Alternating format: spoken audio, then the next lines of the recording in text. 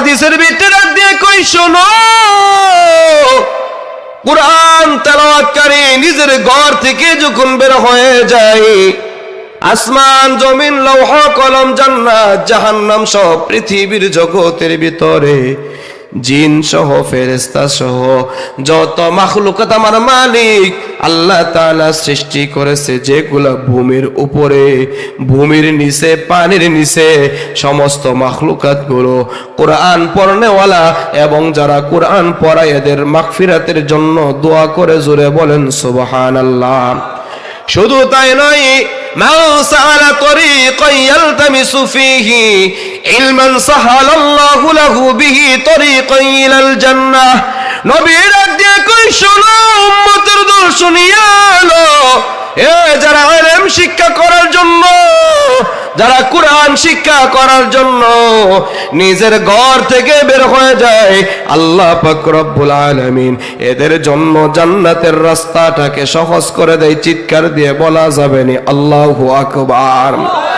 এ যারা জমিনের উপরে ইলম অর্জন করার জন্য চলে, এ দত্তবাড়ি এলাকার রাস্তা দিয়ে চলে, মনে করবেন না এই তলবে ইলম ছাত্রগুলো এই রাস্তা দিয়ে চলে শেষ হয়ে যায়।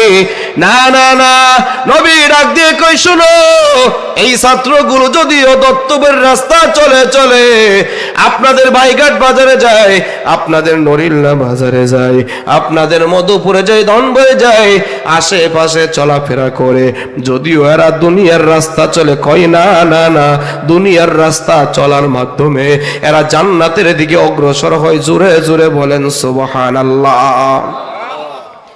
এরা দুনিয়ার রাস্তা চলে কারণ নবী আমার ডাক দিয়ে বলছে, শোনো শোনো শোনো, ক্বালা রাসূলুল্লাহ সাল্লাল্লাহু আলাইহি ওয়াসাল্লাম আদ-দুনিয়া মাজরাতুল আখিরা। দুনিয়াটা হইতেছে আখিরাতের ক্ষেত। দুনিয়াতে আপনি যা কিছু করবেন আখিরাতে তা পাইবেন, কথা কয় না। দুনিয়াতে যদি আপনি সুবহানাল্লাহ পড়েন, আখিরাতে আপনার জন্য ফুলের বাগান, ফলের বাগান। দুনিয়াতে যদি আপনি গুনাহ করেন, আখিরাতে আপনার জন্য জাহান্নাম সাপ বিচ্ছু অপেক্ষা করবে। কথা কোন কথা, ঠিক কি ঠিক না?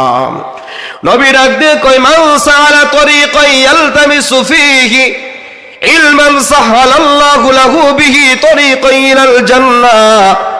এরা দুনিয়াতে রাস্তা চলে, দুনিয়ার রাস্তা চলার মাধ্যমে এরা আখিরাতে চলে যাইবে।